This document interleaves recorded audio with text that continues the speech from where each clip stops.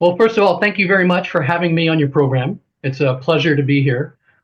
Now, when we're talking about the change to the cabinet, really the only significant change we've seen, of course, which is significant, is the National Security Advisor. However, what makes that less significant is the fact that he's going to be nominated to take over the position at the United Nations. And at the same time, Secretary Rubio will be shifted over to, or will also cover National Security Council. So, with regard to Trump's policies internationally, I see very little changes there. Well, actually, I see this more as an irritation of individuals, first of all, and so the um, the reputation of the National Security Advisor has been tarnished recently.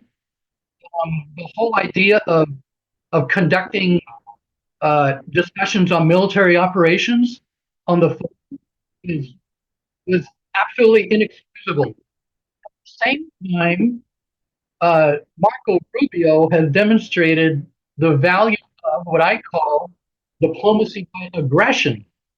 And Donald Trump really he likes that type of style. So what we'll probably see is more aggression on the part of the National Security Council and the Department of State, which is something that Trump really appreciates and wants from his cabinet.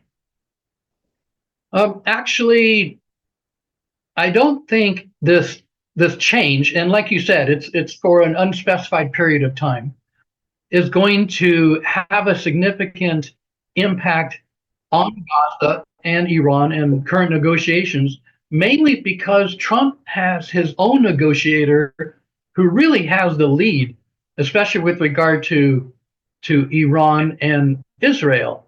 So in that sense, the Department of State plays more of a supporting role, and the National Security Advisor plays more of a supporting role. However, if those negotiations end up failing, or if they do not make progress, Trump will be faced with a serious situation decision on if he needs to make more changes.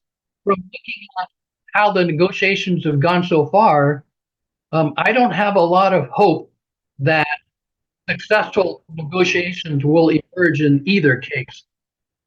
That will take quite a bit of work, and it doesn't sound like the Trump administration is really ready for that type of responsibility, especially with Iran.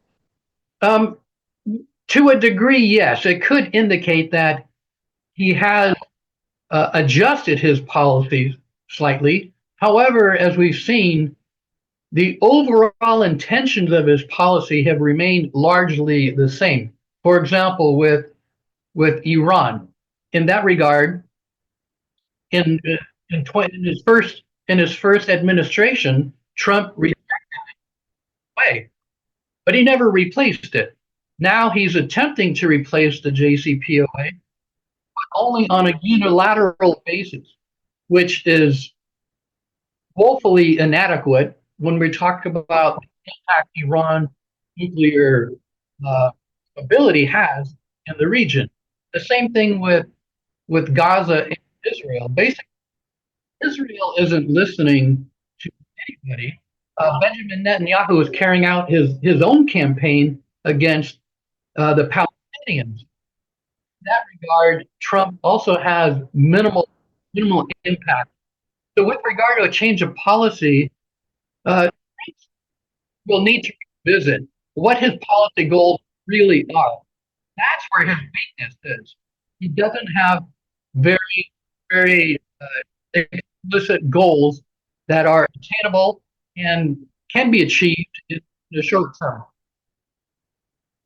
Yeah, with respect to Iran, I think in this context that is a key question, mainly because in one sense, the Trump administration really has proven itself. It's not ready to engage deeply with Iran.